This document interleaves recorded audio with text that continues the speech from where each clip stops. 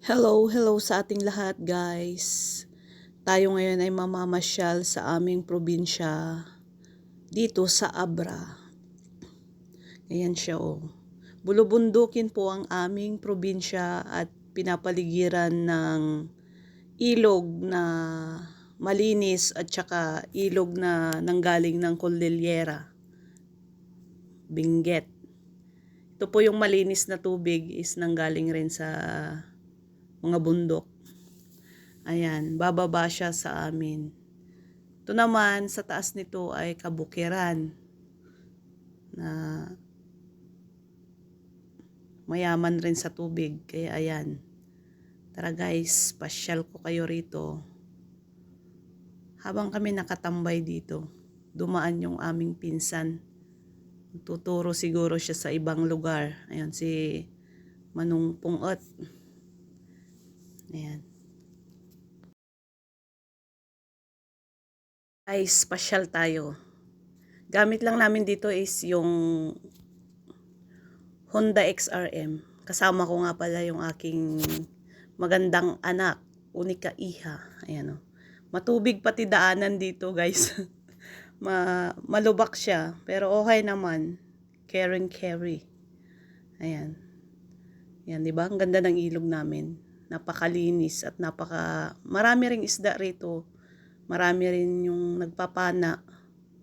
Pati ako marunong nga ako magpana pero yung mga maliliit na isda lang. Hindi ko kayang panain yung mga malalaki na kasi nga ang bibilis nila. Pero yung mga maliliit, hindi masyadong maliksi kaya mapapana mo siya. Gagamit ka lang siya ng goggles, makakakuha ka na. Yan. Pero maliliit nga lang. Pero yung mga bihasa na nagkukuhan dito sa ilog, malalaki na yung mga kuwan nila. O ayan o, yung nangyari nung lumindol. Tapos sinabayan pa ng bagyo, yung daanan nagkabutas-butas. Yan ang nangyari sa aming daanan dyan. Papunta dyan sa may ilog. Papunta yan sa ibang lugar, pero kami pauwi na kami nito. Pauwi na kami sa aming mismong barangay. Ayan. Malawak yung ilog na yan, lalo na pag tag-ulan, bumabagyo. Halos na aabot na yung daanan na yan. Kaya mahirap talaga, lalo na pag panahon ng bagyo. Hindi ka kara-kara makakaalis ng papuntang bayan. Ayan, mga baka, mga alaga nilang baka, di ba? No, nakaka-refresh ng utak. Makikita mo yung ganito na mga tanawin. May mga picnic area pa rito. Yung kung gustong sinong mag-picnic, andyan o, mga open lang yan, mga yan. Na ginawa nila para sa mga gustong mag-picnic. Yan. Yan, may mga fish pond din dyan sa gilid. May mga pananim din na gabi.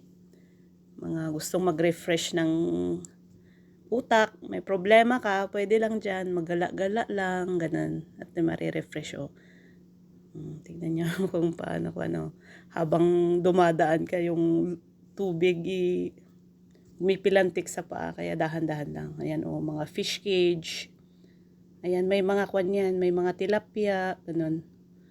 Para pagdating ng Semana Santa, ganun, tsaka nila hina-harvest para sa mga reunions, ganun ginagamit. Mga improvised na tulay, gawa sa kawayan, di ba? O, ayan na yung rice fields sa taas. Ayan, di ba ang ganda? Green na green. Yan. Kaso magalaw lang talaga yung camera kaya hindi oh. Yan, mga bundok. Papaligiran ng bundok ang buong probinsya namin.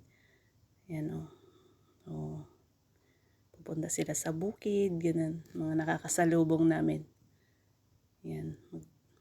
Mag-i-spray or magpapatanim. Hindi kasi sabay-sabay yung pagtatanim dito. Minsan may nauuna. Minsan may nahuhuli, ganun. Yeah, yan.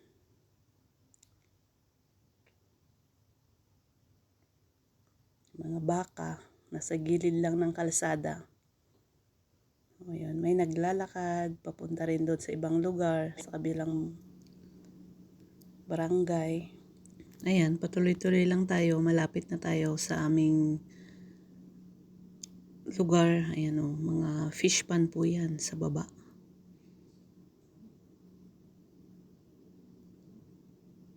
Yung nakita nyong mga nakabalot ng tolda is mga palay yun. Ayan o, paisa-isa ng may bahay dito banda. Ayan, pupunta na tayo sa may isang view rin na maganda rin dito. Parati kong pinupuntahan kada hapon pag andyan kami sa aming barangay. Sa Supu, Tubu, Abra. Yan po ang aming probinsya. Yan, mga fish pan yan sa baba.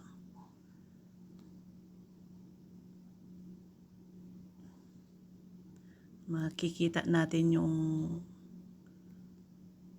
lawak ng ilog pag tayo umakyat na doon sa may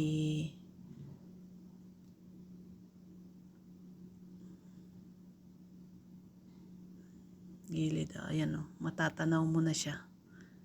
Ayan, may malaking bato. Ayan. Ayan, makikita mo na yung kabuuan. Aakyat tayo dyan. O, ayan o, lawak. O, di ba? Ang ganda ng view. Yeah, nakaka-refresh talaga ng utak pag ikay po namasyal dyan sa amin. O. Ayan, sumikat na si Haring Araw. Ito na, hanggang dito na lang ang aming video. Bye-bye. See you on my next vlog. Thanks for watching.